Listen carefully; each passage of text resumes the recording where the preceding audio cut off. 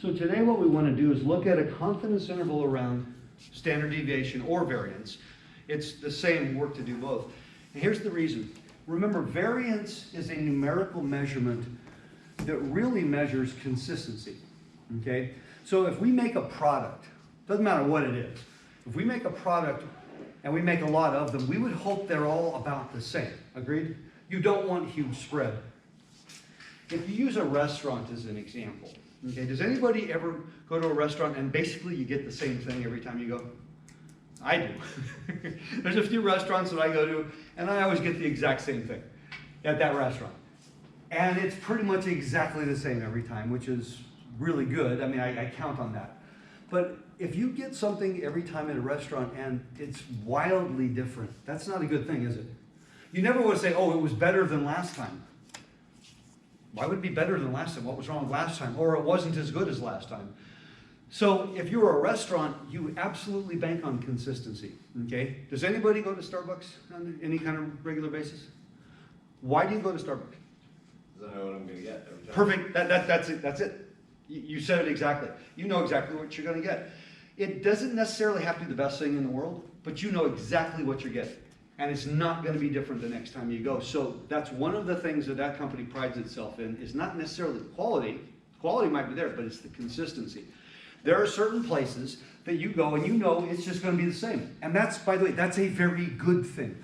The quality is controlled by how much money they want to spend on the product. So if you're willing to spend more on whatever it is, then you know the quality is going to be better. But you're saying, I don't want to spend a lot, let's say if I go to a fast food restaurant or something, but I want to go to one where I know exactly what I'm getting. Now, I know it's not going to be the highest quality because it's not expensive, but at least it'll be consistent.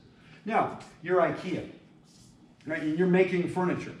Okay, and everyone here who's ever put together IKEA furniture, I mean, it's interesting because the instructions don't have words; they just have pictures. But you put everything together, and everything's good, and the things fit in the holes the way they're supposed to. But every now and then, something doesn't work. Agreed? Every now and then, but it's probably not very often. I mean, we do a lot of stuff with IKEA, and I never have to take anything back. But the point being is, that's one of those things you say, I count on. Okay, now let me use a simpler example. We've done this one before. We're a bottling plant, and we fill the bottles up. Could be soda, could be beer, could be mineral water, doesn't matter. But thousands of bottles pass through our plant and we fill them up and then, we send them off to the store. Well, when you're looking at those bottles, right? And this one is filled to here. Where do you want that next one to be filled to? We just did the exact same. Is that an automatic thing? What if at my bottling plant, I'm doing a quick check of quality control, and I'm looking and I grab several bottles as samples and I notice, well, if I find the mean is exactly what it's supposed to be, probably 12 ounces. The mean is what it's supposed to be. But the bottles themselves from one to the next vary greatly. That would be bad. So, but my mean's exactly what it's supposed to be, but the individual bottles aren't. And we've talked about this before. If you short somebody, you have to replace it. But if you give too much, you're giving away product. So you would want, we agree, all these bottles to be exactly the same. Now, how is it that a company would ever change their equipment? In other words, we have a bottling plant, and we've been using the same equipment for a really long time. It's really old, but it's been working. What would cause us to ever want to have to replace the equipment? What do you think? Something being wrong. Something like that? We start having problems with consistency, and that costs us a lot of money because we're constantly replacing things or we're giving stuff away.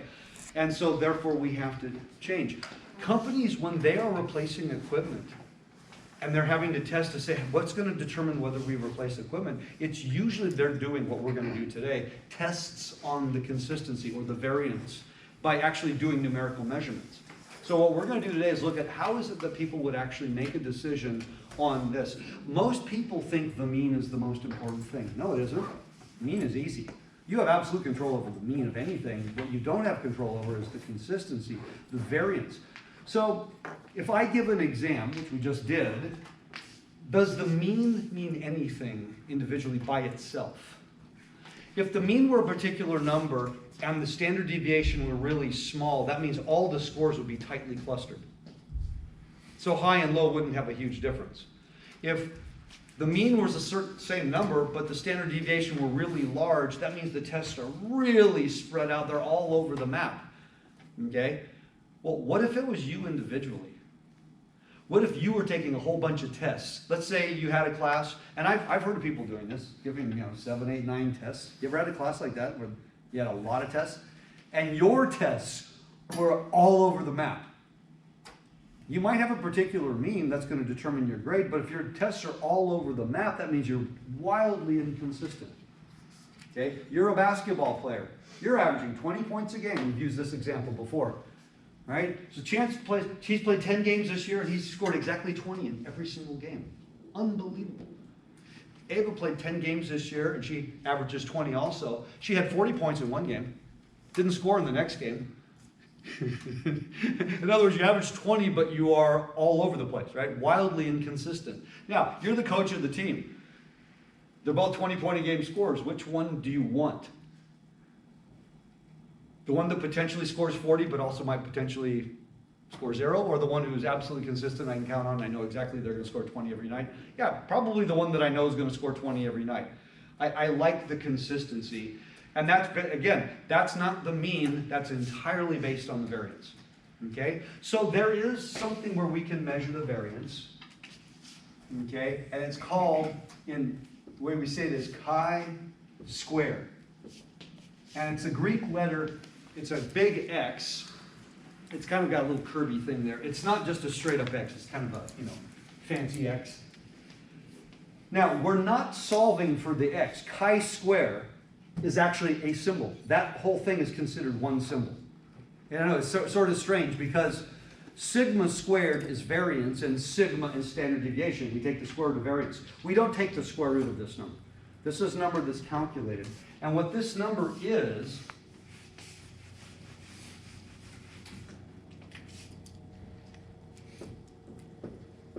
I have a population with a particular variance, and I take a sample from that population and I compute its variance. Chi-square is the ratio. But here's the tricky part. I'm taking a large sample and I'm calculating S squared, but I don't know sigma squared. Everybody understand? I don't know what sigma squared is, so how in the world would I know what chi-squared is? We're going to create a confidence interval. But it's not like the confidence interval we do with p or with mu, where we do an error and we go plus or minus. This is a very different form. It's a very different calculation. There's no plus or minus. Well, if this is true, then wouldn't this be true? Just doing a little bit of algebra. So here's what we do. We say we're going to put a confidence interval around sigma squared. This we absolutely know. We calculate S squared. I go out and collect a sample and I measure S squared. I know that number. I'm going to look up this number. But here's the thing. There's a high and a low. We're going to look up two different values. One that gives us a high and one that gives us a low. In other words, so we can set up a confidence interval. So I'm going to write it like this. So sigma squared is going to be between two different values. If the denominator is bigger, then the quotient is smaller. Do you agree? So I'll call it pi. The bigger chi-square that we're going to look up is going to go here. Why? The bigger denominator, the smaller the quotient. So what do you think is going to go here? Well, oh, sorry. Look, we're going to look up two numbers, and it's not really complicated because when I do my quotients. And this gives us our confidence interval around sigma. Again, it's not a plus or minus. It's very different. Now, in a perfect scenario, if I had absolute perfect consistency, what would variance be?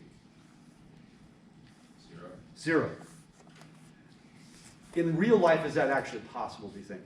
No, but is it possible the variance is small in real life? If I have, let's say everything's been done by machines, brand new machines, and we're putting things together, we could have variance that's just really, really small. So small, it's not going to make a big difference. That's awesome. Variance can't, 0 would be our hope. Can variance be negative?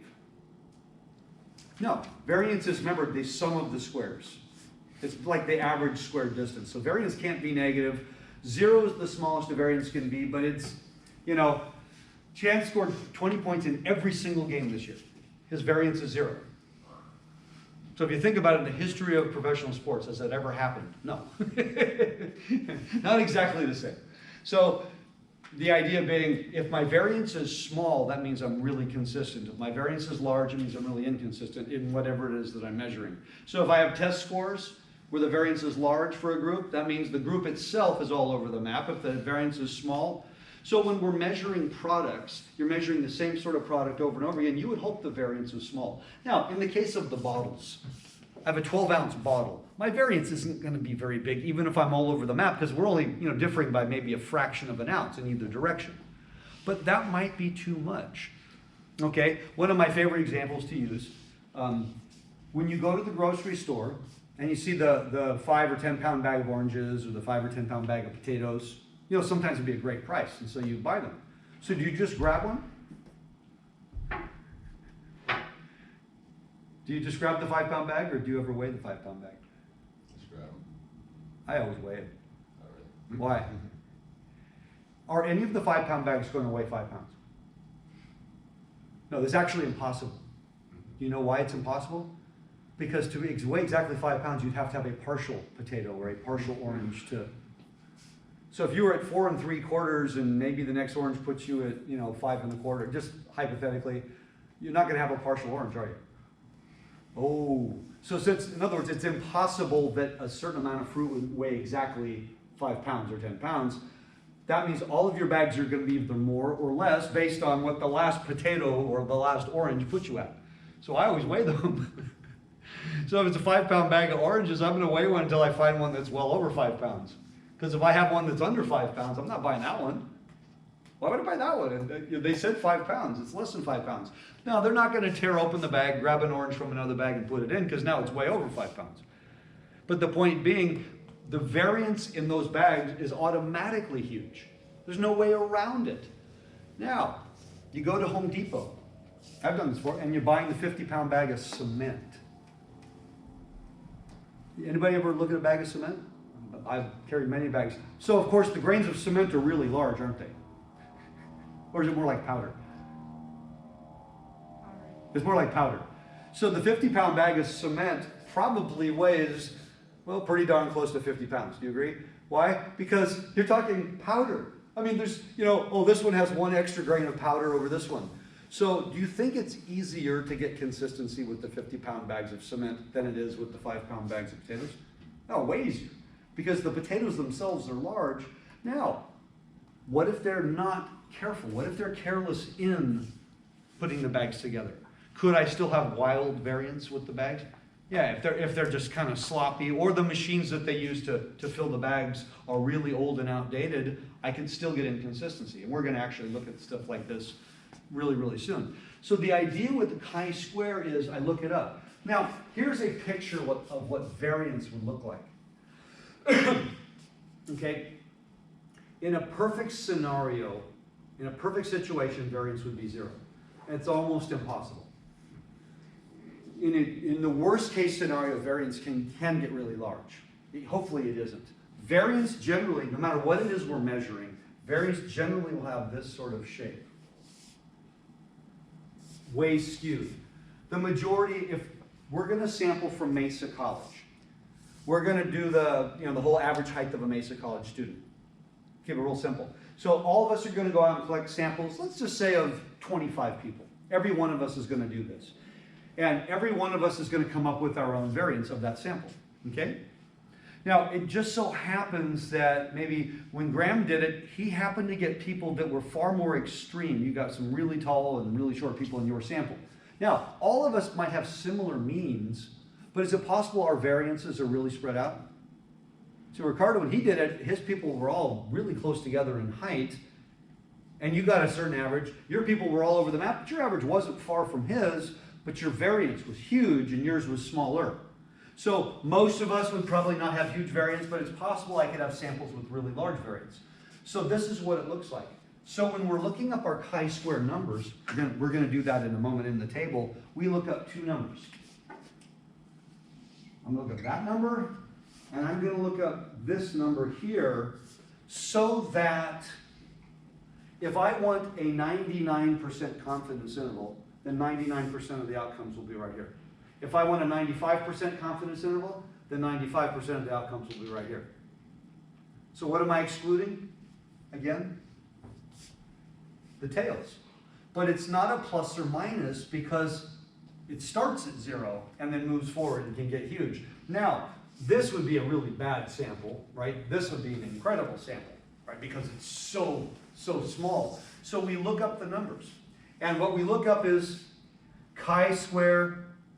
Now, when we look it up, what does it look like? Well, there's two values, and the way the table shows it, okay, it gives two different values.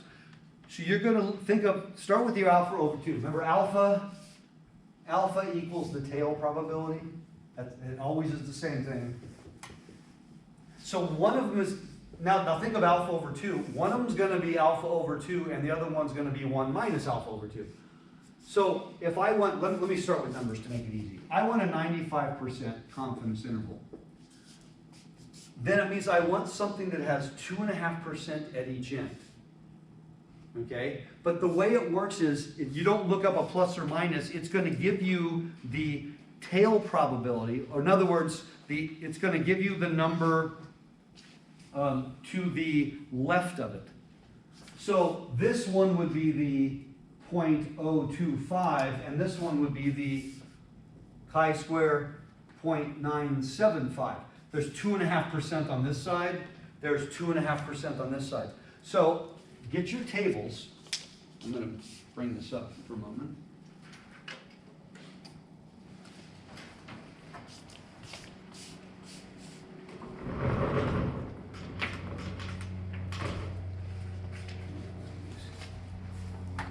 Now, so see your tables. Now, can I enlarge this one?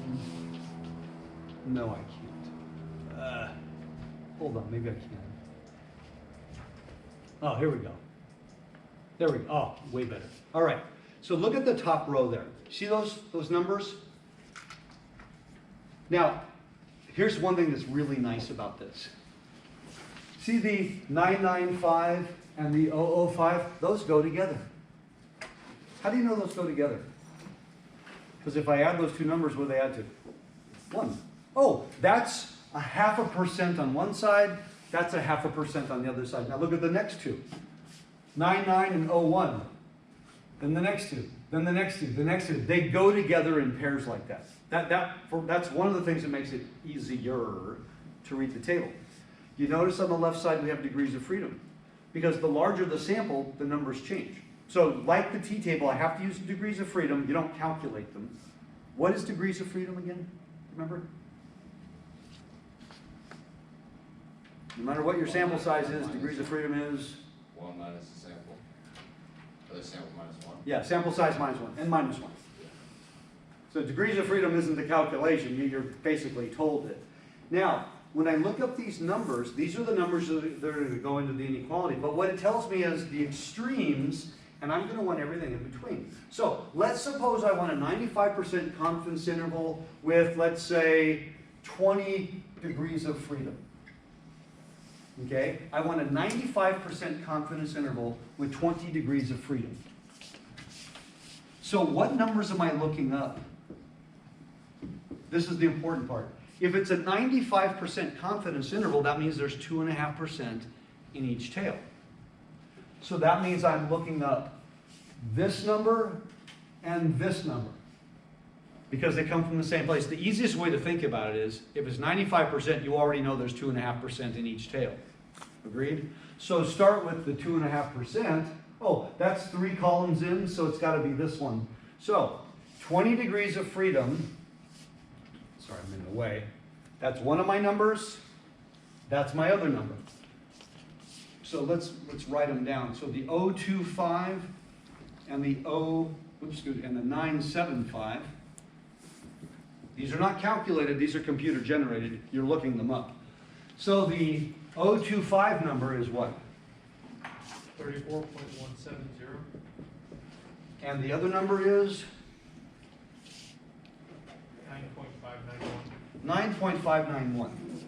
Okay, you're not calculating, you're looking them up, just like you do in a z-table, just like you do in a t-table. Now, when I set up my inequality in a moment, when I do this, which one's going to go where? I didn't even give you the situation, but here's what I can absolutely say. Whatever s squared is, by the way, either you're calculating it or it's given. It's going to be given 99% of the time, because we're given the situation. Which one goes where? Do you remember how we said it?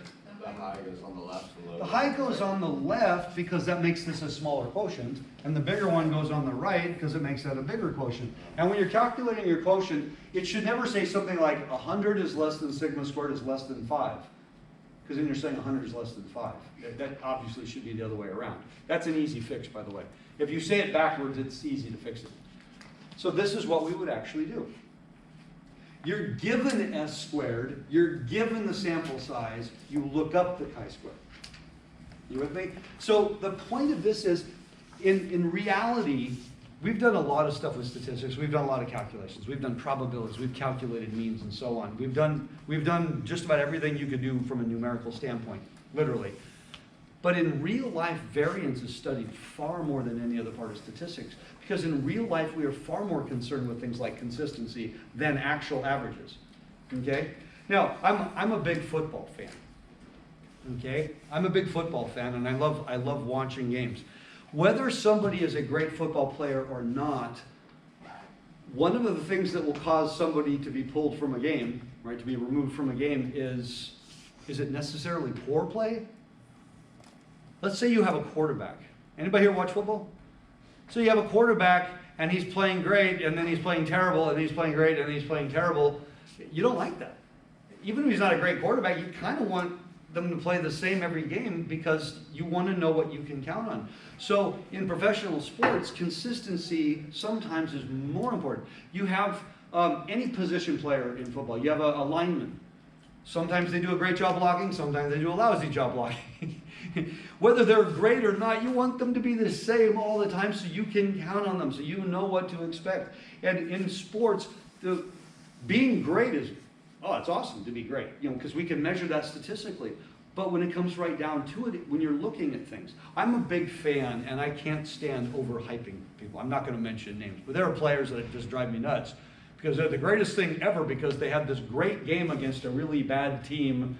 There's a particular player who's considered the greatest defensive player of all time, and he generally accumulates all of his statistics in the fourth quarter of a blowout when the other team has to throw on every play, and then he'll get lots of sacks. But the first 3.5 quarters of the game was a no-show. Played in 2 Super Bowls. Only made 1 play in 2 Super Bowls, and everyone talks about what I'm not going to mention the name. You might know what I'm talking about. Greatest player ever played, yet if you watch, all of their statistics are accumulated in maybe 5 games.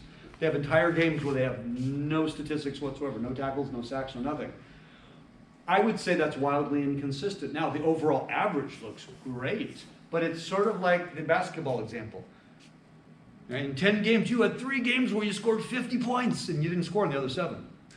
You can have a really good average, aren't you? But you're wildly inconsistent. The measure of consistency in real life we value more than anything else when it comes to making decisions. And I've talked about it with things like products. When do you replace your machinery? When it is no longer consistent. When you find that you are having difficulty. Okay? And nobody wants to replace their equipment, do they? Why does nobody want to replace their equipment? Expensive. Anybody have a computer at home that you are just frustrated with because it's old and archaic and not doing the job? But why haven't I replaced it yet? It costs a lot of money. So it's got to get to the point almost where it's too terrible for me to replace it. But there's going to be a point when I have to because I can't count on it. Right? It freezes and weird things happen. That's the idea. So let's look at a situation. It doesn't even have to be a specific. I want to construct a 99% confidence interval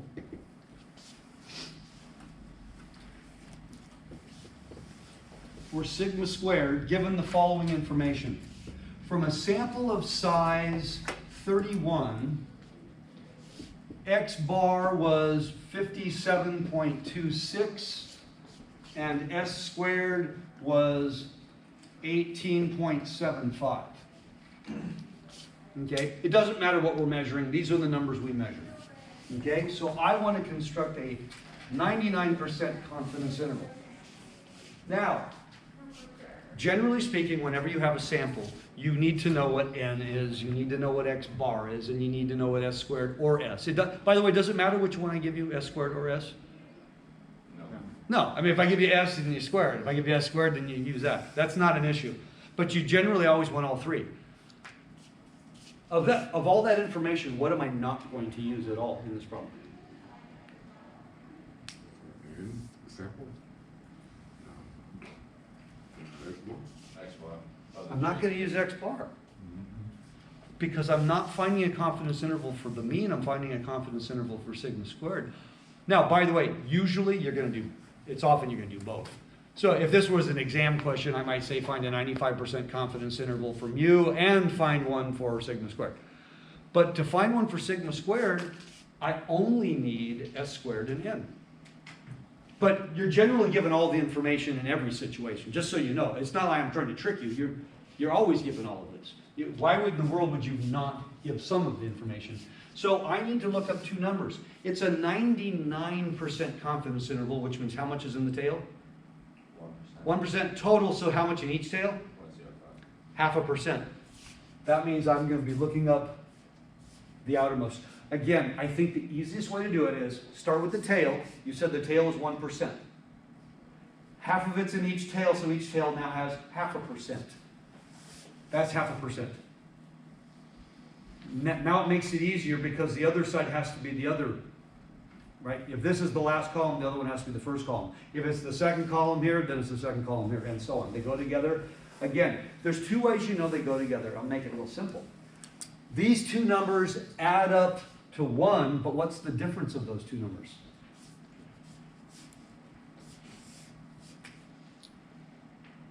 This is another way that you can justify this. I have a 995 and I have 005. The difference is exactly 0.99.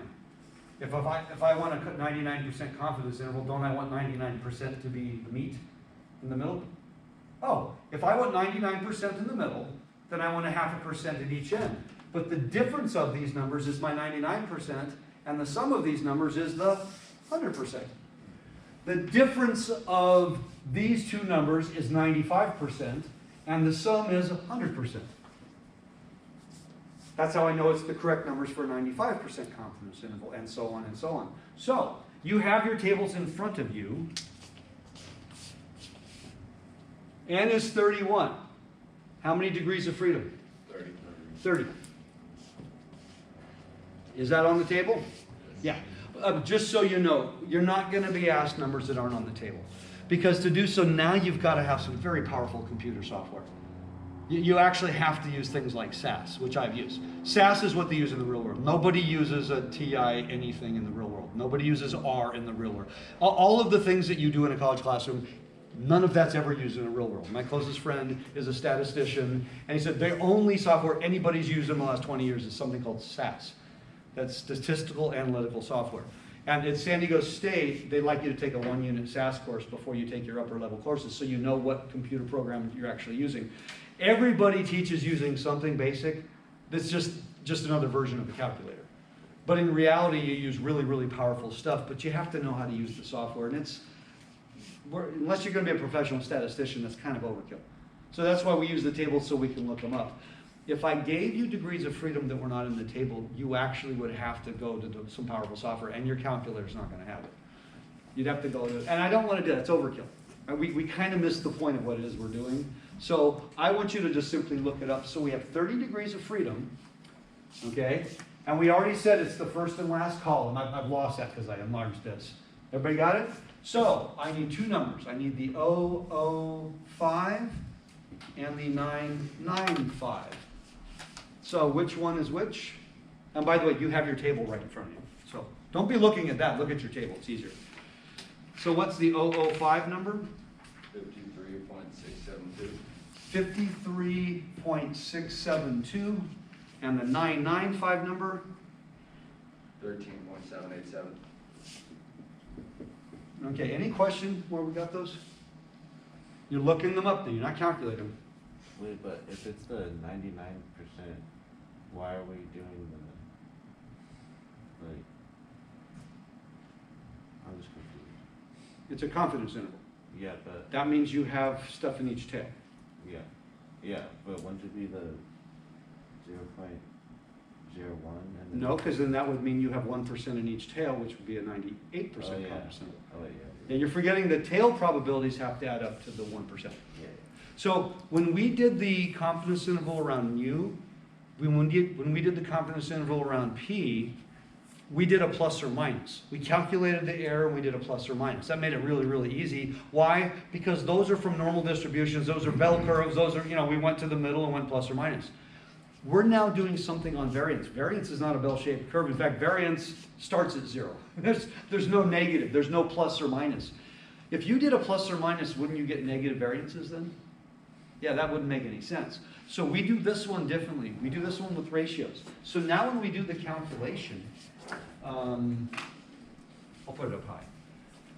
We say that sigma squared is between, well, s squared goes on top,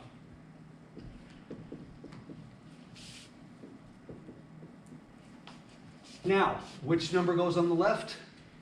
The bigger one, so I get a smaller quotient, 53.672. This one goes on the right. Now, there's one more piece that I've left out of the puzzle. There's one more piece, okay? I said the ratios, but there's one, oops. Now the n also goes in. So I was holding one thing off until now, because the bigger the sample, the smaller this should be. So when we get down to it, the chi-squared, I said, is a ratio of variances. That is true. But now it's also the ratio multiplied by the degrees of freedom. If I have a small sample, I shouldn't get a very big number. If I have a large sample, I should get a big number. What happens to these numbers as the sample gets bigger? They're getting bigger. Does that mean I have less variance? No, it just means the number I'm using is larger. So we also, in the numerator, is the degrees of freedom. So I said, chi-squared is a ratio of variances, the one we know and the one we don't know, multiplied by the degrees of freedom, because the larger the sample, what are we hoping the larger the sample? The closer those are together. Here's what I mean. I don't mean you're controlling the variance. The population variance is what it is. The average height of a Mesa College student is what it is. What are you hoping to do with your sample? What are you hoping your sample shows? That you're really close to the actual number. Do you agree? When you're taking a sample, you're hoping your sample information is really close to the population information. That should make some sense to you. So I have something out there that has a variance. I don't know what it is. I'm taking a sample. But I don't know how good my sample is. But the larger my sample, isn't it reasonable to say the larger my sample, the closer my sample variance is to the population variance? So if I take a sample of size 10, I don't think my variance is going to be as good as if I take a sample of size 1,000. My sample of size 1,000 should have a really, really accurate variance. So here's what's happening. The larger the sample, the closer this should get to, this part should get to 1. Does that make sense? The larger the sample, the closer this should be to 1, because they're right on. But if I take a really large sample, the calculation should look slightly different. So we multiply the calculation by n minus 1, and then you notice that these numbers are getting bigger as n gets bigger. But what happens is we actually get a tighter thing going on here. So what was n minus 1 in both cases? 30. So let's do this. And by the way, do you notice that both numerators are the same? Only the denominators are different. I know this is strange stuff because we got used to doing the plus or minus, and that was real easy to do. I'm going to erase this here so I can fit it in. So let's all do this.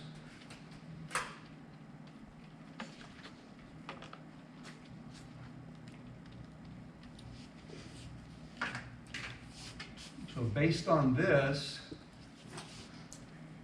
did anybody got a number for the first one? 10.48. 10.48. And then on the other side,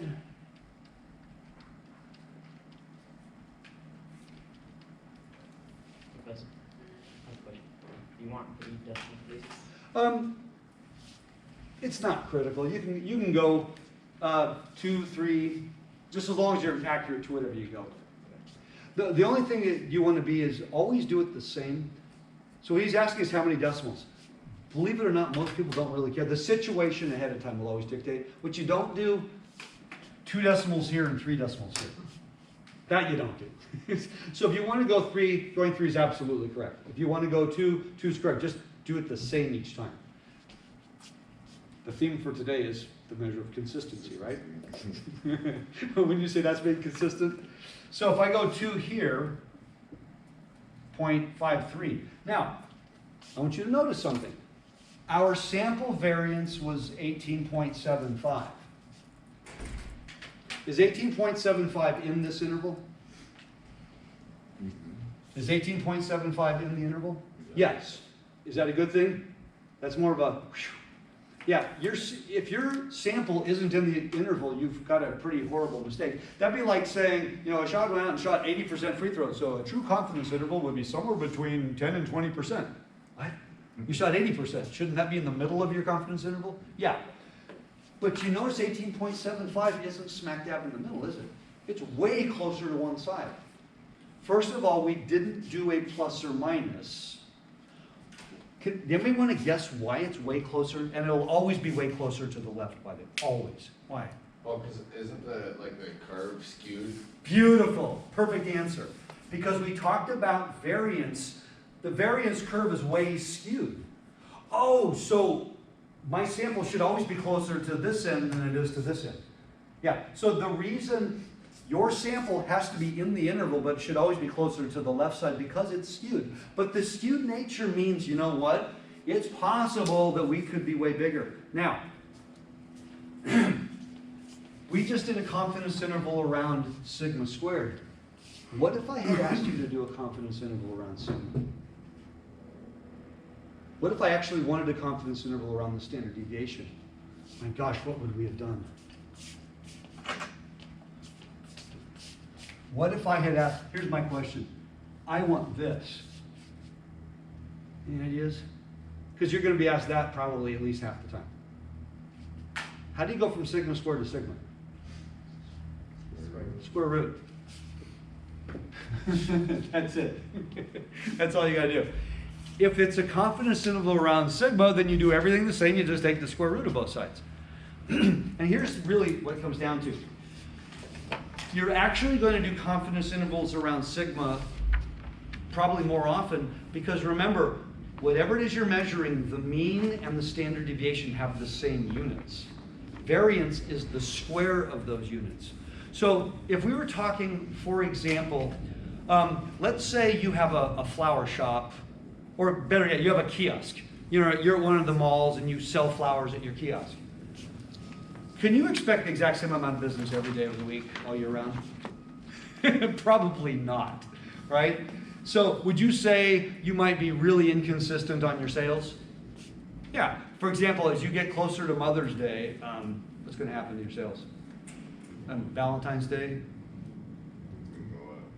right? Your significant other's birthday, unless you're buying a lot of flowers, probably nothing, right? Because no one else's significant other's on the same day. But will there be days when it goes really high?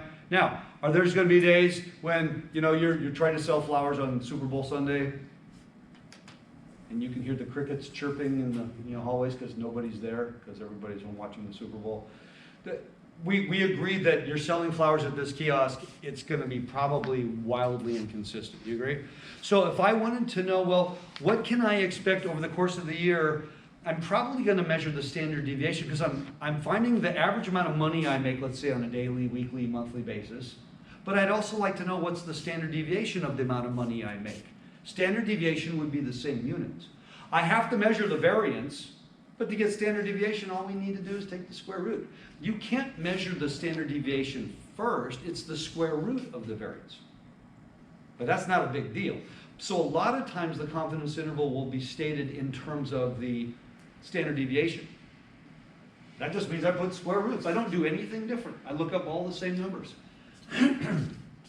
You with me so far? So now, the larger the sample, this, you can say this is a big range, you can say this is a small range. But if I had kept going on my sample size, we would have found the range of values, or the range for this got smaller. It would have gotten tighter if this didn't change, but the n increased. This would have gotten tighter. Does that make sense? You're shooting free throws. You shot 10 free throws and made 8. My confidence interval is going to be really large. You shot 10,000 free throws and you made 8,000. My confidence interval is going to be really, really tight. All things being equal, the larger n is, it forces your confidence interval to be tighter because you've done the same thing over and over and over and over and over again. You with me on that? So, let's do another example.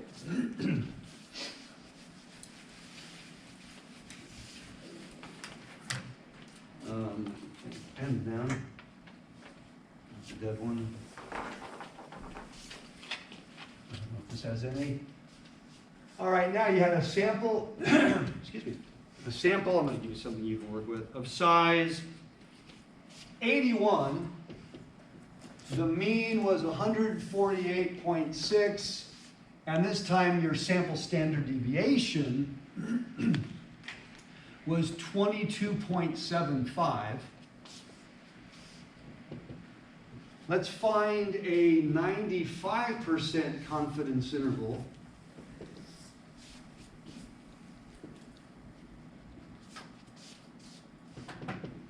for the true value of sigma. The statement, the true value of sigma, is kind of redundant. That's what's always assumed when you find a confidence interval. It's for the actual value. We cannot know the true standard deviation of a population in general. We can in certain situations. But in general, we don't know. Does anybody here know the standard deviation of the height of a Mesa College student before we start taking samples? Of course not. But we would take samples to estimate the standard deviation of the height of a Mesa College student. Do you agree? We can't know that ahead of time. We don't have any information. So, heck, this could be the average height of a Mesa College student for all we know. This could be in centimeters. What's different about this example? There's two things that are different.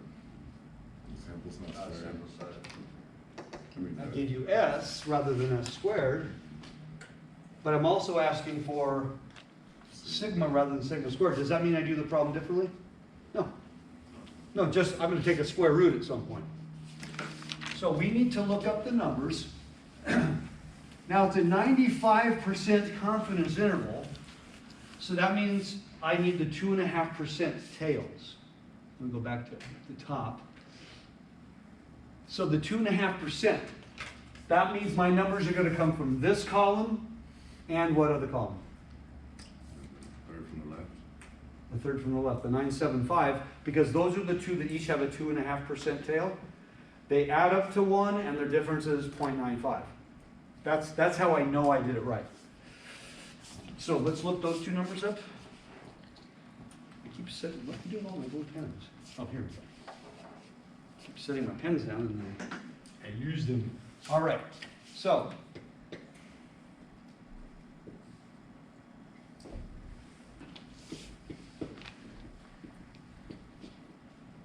What are the degrees of freedom? 80. So the degrees of freedom are 80. So my numbers are coming from this row right here, correct? So my degrees of freedom are 80. So tell me, let's start with the 025 number. Everyone hopefully is looking at the same thing. What do you get? 45, 106, 629. 629. 0.629. And then the 975 number, 7.153. notice these numbers are way bigger than the previous examples. Why? Because the sample size is so much bigger. Okay? The sample size is so much bigger that these numbers are bigger. But it also means because the sample size is so much bigger, my interval should be narrow compared to a similar problem with a smaller sample. Say, I'm sorry, a little louder. The monitor. Oh, okay. So you guys are, hopefully everyone's looking in the same place. So now when I set this up,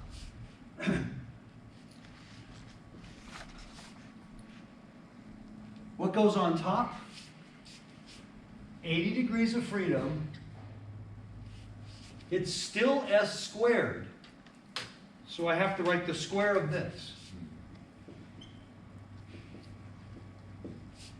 And then over here, 80 times 22.75 squared. Don't square it and then write it down. You're doing it on a calculator. Just write the square.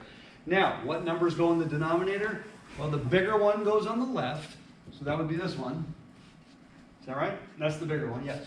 106.629. And on the right, 57.153. Now, this is the confidence interval for sigma squared. It is absolutely correct to tell me the confidence interval for sigma squared and then do square roots. But you realize you're doing extra work if you do that. So is there a more efficient way of doing that? Yeah. But I don't think it's gonna be- Just do this at the beginning of the problem. Now, you got a whole bunch of stuff going on, so make sure that you're doing the things in the right order in the calculator. Parentheses is probably a good idea.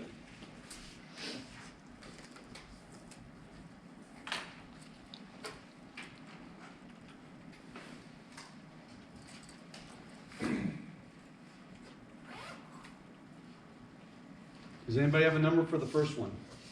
19.71.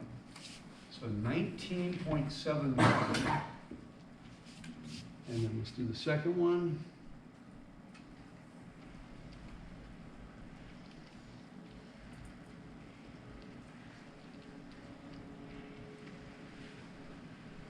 Yeah, 3.56.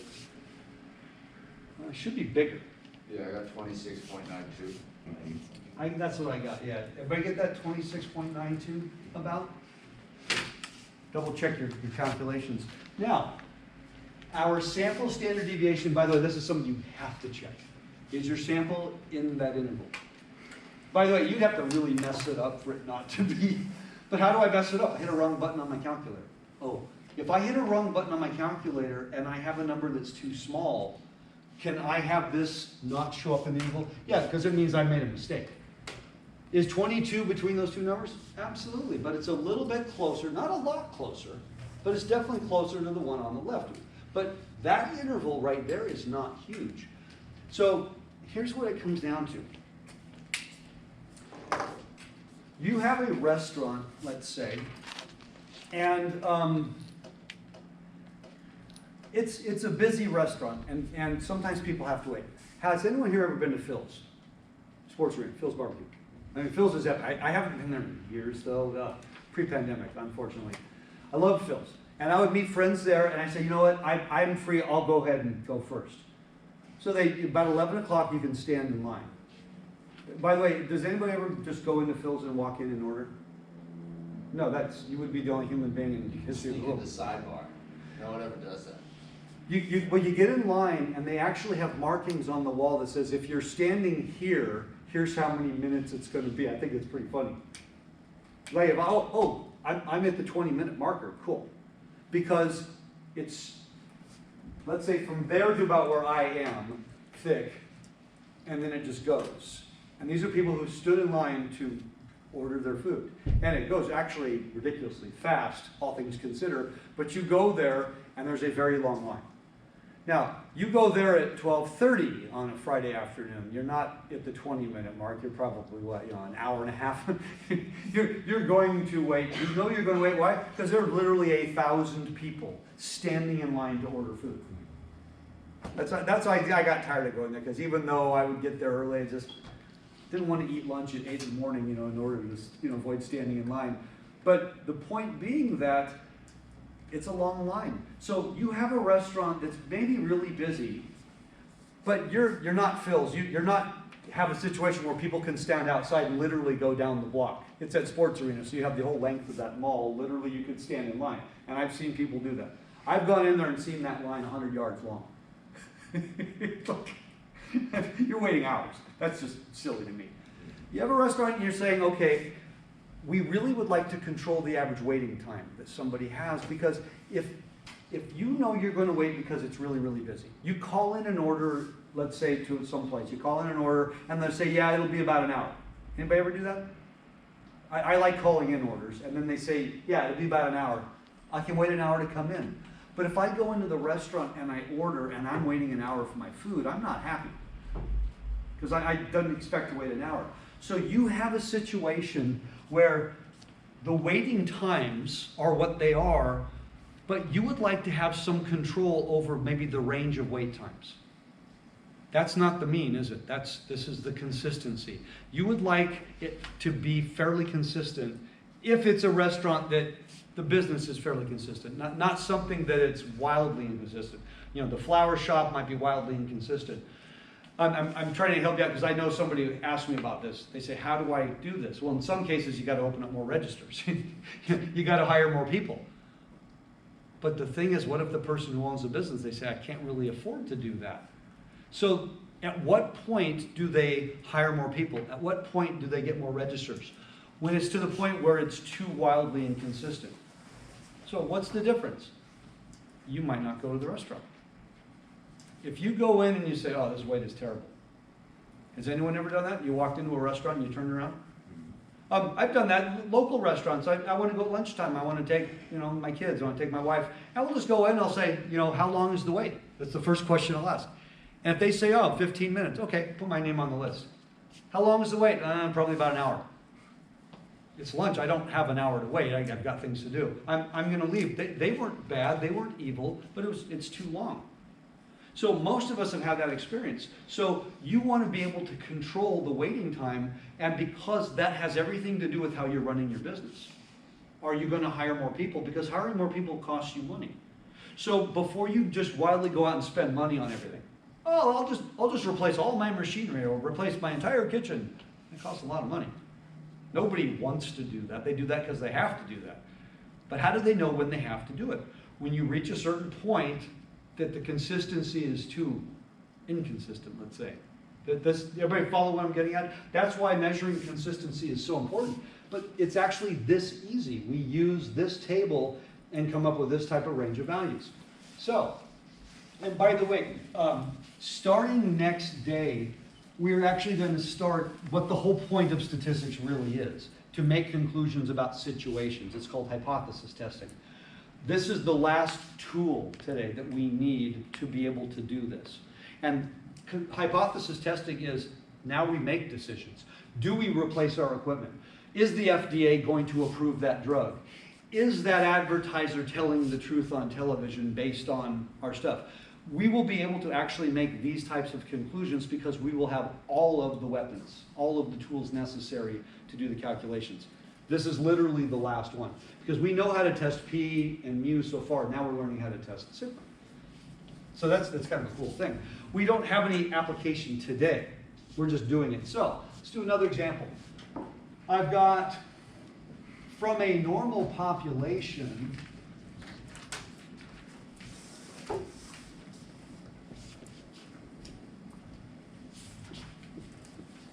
and by the way, this is important. When you have a normal population, your sample size can be small. If your population is not normal, how big does your sample size have to be? At least 30. And we talked before, this is not always an easy thing. So from a normal population with sigma unknown, let's say we took a sample of size 14, our X bar was 87.3, and our sample standard deviation was 26.91. I'll do different. We want to construct a, just for the heck of it, how about a 90% confidence interval?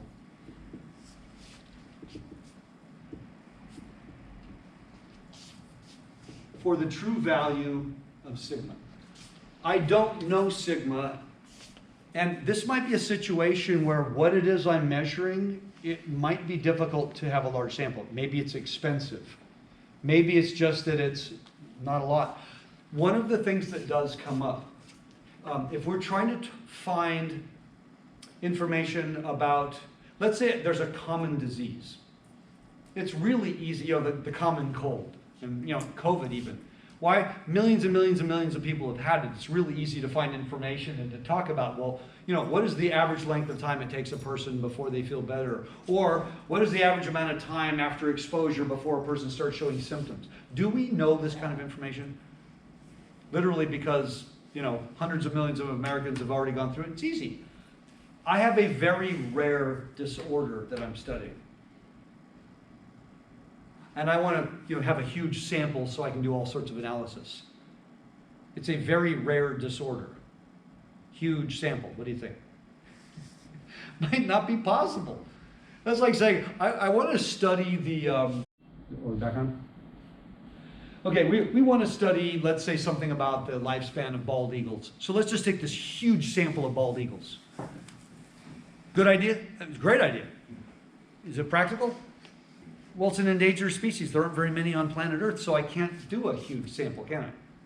Does everybody understand what I'm getting at? You can't, you don't have control sometimes of whether you can do. I can do a large sample of, people who've had COVID, but I can't do a large sample of bald eagles because there just aren't a lot of them. So a lot of times we can't do a large sample because the situation won't allow for it, but if I know it's a normal population, then I can get by. So you have every number you need. Now let's go the other way on this. I said a sample of size 14, so what's my degrees of freedom? 13. Oops. Oh, it's freezing. Don't freeze. There we go. So I'm now coming from that row. Now, it's a 90% confidence interval. That's not one we usually use. 90% means how much in the tails? 10%, so how much in each tail? So that means I'm going to go to this column and this column. 5 and 95, because they add to 1 and their difference is 90%. That's how I know. So I need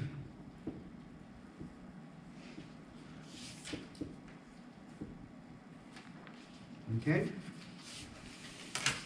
And once again, I said on sigma, so we can just start off with the square roots. It actually makes it easier if I do it that way. I'm running out of black pens with juice in them. Until this has any. Oh, here we go. I got it over here. All right, so help me out. What is the sigma squared for the 5% tail? Or excuse me, the chi-square for the 5% tail? 22.362. So we're right here, 22.362. And this guy? 5.892. 5.892. Everybody got the same thing? The one thing that should be easy is always looking up the numbers. Sometimes the calculations can be iffy because I got to use, more keys. So, 14 minus 1, 13. The square of this number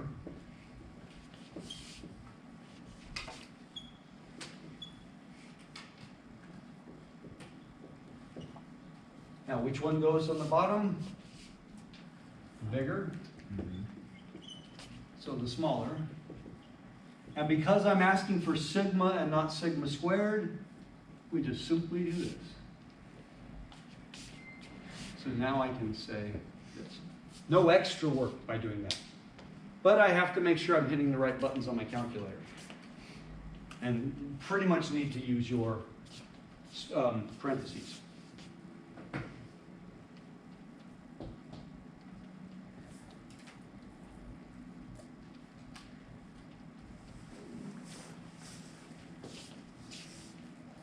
All right, does anyone have the first number? 21.29. Does anyone else get that? Wait a second. Oh, sorry. Oh, you know what? I use 14. Do it again. I have a, How much? my fat fingers, I hit a wrong button. 13. 26.9, there we go.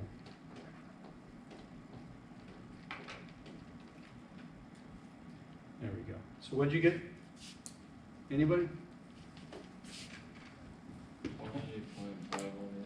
20.51, let's go one more place, just 0.518.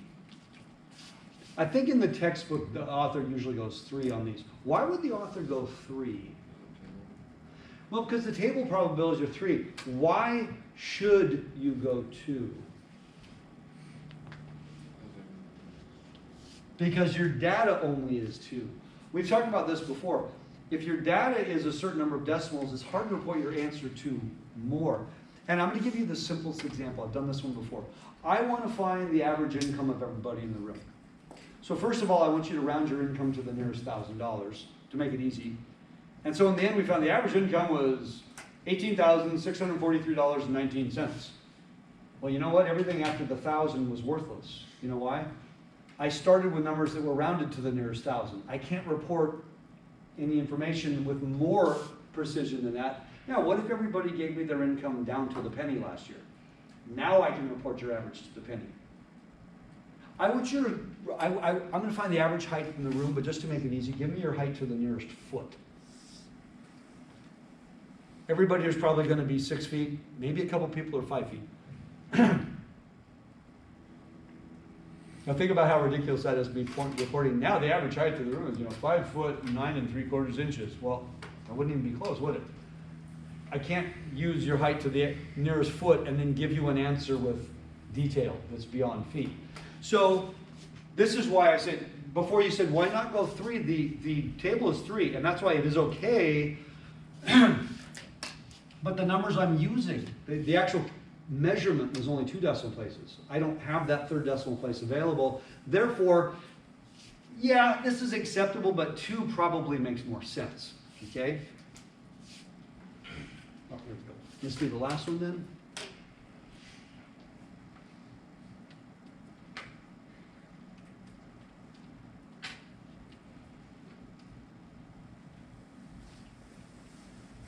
And what do you guys get for the last one?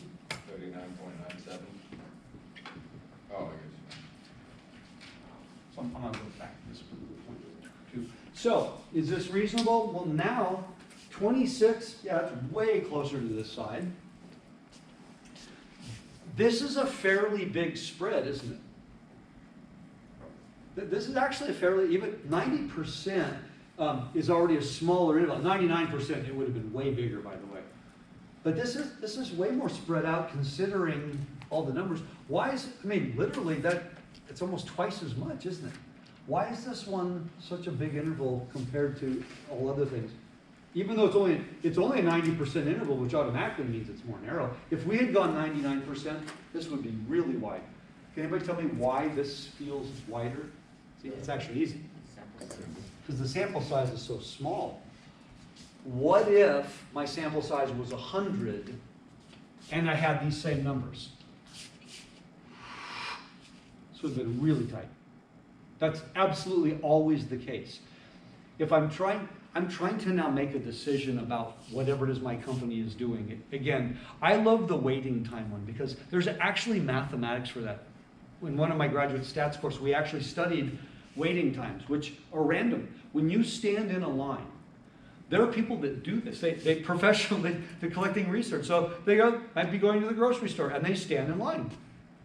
And they just basically measure the time it takes them to get to the front. So for example, you're at the grocery store, and you're standing in line. The moment you can unload your groceries and start getting helped, that's your waiting time. That's what it counts. You're standing in line at a movie theater to buy tickets. Any form of standing in line is somewhat random, isn't it? But there's actually mathematics that talks about, what you expected values of waiting times and different things. I remember it was very complicated when I took that class that we studied that. But if waiting time is something that is important to you, I don't know if this is true anymore, but I remember there was a grocery store I used to go to, and they used to have a sign. It says, once there are 3 people in line, they will open up a new check stand. Anybody ever seen stuff like that? Grocery stores used to do this a lot. Because I go to certain grocery stores all the time, and there might be one checker and there's like 8 people in line. Like, really? Are you gonna open up another line? Yes, they're gonna open up another line. You know when they're gonna do it? When you get to the front. Everybody knows how that works. And then the 8 people behind you all rush over and they get waited on before you. That's how it always works, it seems. But they used to have this at grocery stores. A lot of them would put that sign up because they wanted to discourage the long waits. They didn't want you to become frustrated because you're standing in line. Now, the exception, every check stand's already open. You were silly enough to go shopping the day before Thanksgiving. By the way, never go shopping. I did that once and it was a nightmare. The lines actually went to the end of the aisles, like the grocery aisles. It's like 30, 40 people in line, every line, and you needed that stuff for the meal the next day, so you didn't have a choice. You were going to wait. Waiting time is something that we study, and it's always about the variance. Now, if I know there's going to be a certain waiting time because we're really, really busy, there's no way around it. We're really, really busy. Here's another one. I'll use the grocery store example. Because I shop at certain grocery stores, and I don't know the people checking out. You always see the same people. You get friendly, you talk.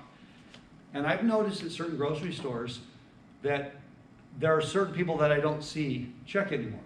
Maybe they don't work there anymore, I just don't see them check. And I will ask sometimes, what happened to so-and-so? I never see them. And they say, well, they don't work the registers anymore. Why? Too Stressful. slow. Everybody knows how it works when you have to choose a line. Which line do you always choose? Self-checkout. The one with the slower checker. Yeah, you didn't intend to, but isn't that the rule? That whatever line you got in was always the one with the slower checker? Or you had the customer who had the issues. They were returning something without the receipt and they're going to stand there and argue until they get their money back. Yeah, I find that line every time. But the slow checker. You have the fast checker, you have the slow checker, but the store has a policy of how fast they want every customer to get through. And they want that consistency that every checker is pretty much tight.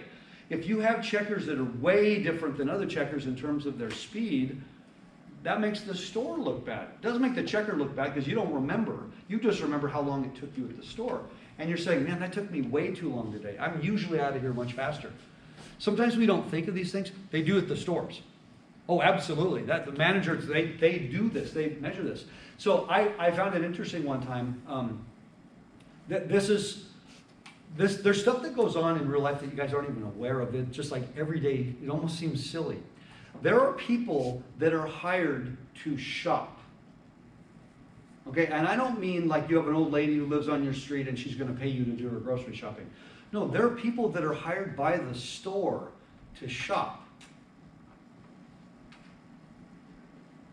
And that's it. You shop, and when you're all done, you give everything back, basically. You are hired to shop so that you can report how long did it take you to find the items, how easy was everything to find, how long did it take you to get through the check stand. Isn't that crazy? Why would a store do this? Think about the logic. When you go shopping, does anybody ever interview you after you leave the store and say, by the way, Sean, before you get in your car, let me ask you a few questions. How long did it take you to get through? Are you happy with your experience? I've pretty much never been asked these questions after I shop, and I go grocery shopping several times a week. But if the store wants to know about how the customers are feeling, short of interviewing you on your way out to your car, and you don't want to talk to anybody on the way out to your car, you want to leave and get in your car, they have people that they hire just to go through the process. Isn't that crazy? To go through the process because they want to be able to measure the consistency of the experience of the shopper. And if that person who's the professional, by the way, they don't have any, they don't have any skin in the game. They have no ulterior motives to give a good or bad report. They're just saying, here's what I experienced. And that really took a long time, or it was really hard for me to find things. Then the store can say, hey, you know what? We may change the way we do things because we don't want to lose customers. You want to know that your experience is good. Consistency, you know what everything costs. That's not the issue. You're going to shop there because maybe it's cheaper already. Okay? But if it's a consistency issue, so we actually do things where we measure consistency constantly.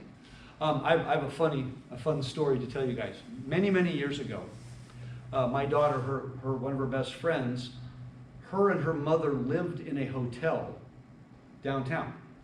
Mom was the manager of the hotel. It was actually a fairly nice hotel. Mom managed the hotel, so they lived in the hotel. Now think about that. They got to use all the facilities in the hotel, room service literally every day. They got to eat at the restaurants in the hotel every day of the week, and there were some good restaurants in the hotel. Like, wow, what a rough life. And so Mom calls us up one day. I answer the phone, and she says, "Can you do me a favor?" She says, "I'm suspecting that there might be some problems in our hotel with customer service and different things, because I've had some complaints, but she goes, the complaints don't always reach me." And she says, "I really need to know." She says, "Can you do me a huge favor?" I said, "What?" She goes, "Can you stay the weekend at our hotel, eat at as many restaurants as you can and order room services, and then use like the cable TV and all this stuff?" And I'm like, "So how much?" She goes, "Oh, no, for free." And she goes, "And then we'll probably give you some money afterwards for doing this." Okay, let me get this right. You want me and my wife to stay at the nice hotel, order room service, champagne, whatever, watch the cable TV, go to the nicest restaurants, order whatever we want, and then just basically tell you how the experience was, and you're also going to give us money. So I told my wife to twist my arm, and like, okay, we reluctantly did it. Oh my gosh, lived like king and queen for a weekend. By the way, no bad experiences, nothing. So when we reported that everything was awesome, why did they do that? Because when this person and her daughter goes to the restaurants, and everyone knows they manage the hotel, do you think they're ever going to get shoddy treatment? In fact, if they did, that person's probably fired the same day. No, they were treated like royalty everywhere they went, so they had no idea if the rest of the people were having good experiences, because they were automatically treated better. Is anybody here going to be rude to their boss when they serve them at the restaurant? Not a chance. So the point is that every now and then, this person, the manager, they had to do this. They had to have somebody come and do this so that they could report back and say, well, I had a good experience here, I had a bad experience here, here's what. Now, it might only be one, but now they have something to measure it by. So to measure the consistency of the service, they already know it's a nice restaurant, but they want to know that it's nice for every single person, not that it has bumps. Now, something else might be a lower scale restaurant, but people already know what they're expecting at the lower scale restaurant. When it comes to things like, let's say, ordering the pay-per-view TV in your bedroom, I have been to places where when I wanted to watch something, it didn't work. I had to call and complain and said, I wanted to watch the game. Maybe the game is on, I don't know, DirecTV or something. The game is on some closed circuit, and I'm at the hotel, I want to watch it, and I'm not able to get it. And they say, oh, we're sorry, we can't figure out what the problem is. It's like, but I'm paying to stay here, and that was one of the perks of staying here. That's a complaint. That's a really bad look for that hotel. So when we're trying to measure things, sometimes that's all we can do. So it's kind of a crazy thing that you would never think how important variance is actually in real life, but like I said, it's probably the most important thing we measure because it's the only way we know if we're consistent. Quality aside, you already know what you're getting when you go certain places. Agreed? But you just want it to be consistent, like we said at the beginning with the Starbucks. You just want to know it's exactly the same. The one thing you don't want to know is that it's going to be better here than it is there. I go to this one because I know it's always better than that one. That's not a good thing, by the way. Okay? All right, let's go ahead and stop and hit the red button. Just press down on the red button.